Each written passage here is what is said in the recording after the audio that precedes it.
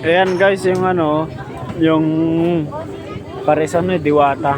Ito. Ayan. Dito. May mga tropa tayo dito eh. Sa pwesto ni Diwata. Hanapin lang natin. Ito. Ay, yung mga kaibigan ni Diwata, kaway-kaway dyan, oh.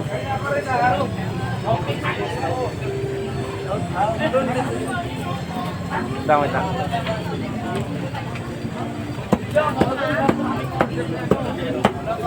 Kaibigan kayo ni Diwata? Hindi pala eh. Itikman ko nga si Diwata eh. Hinahanap nyo na doon, no? Sa kwarto, binigay ni Rosmar. Sabi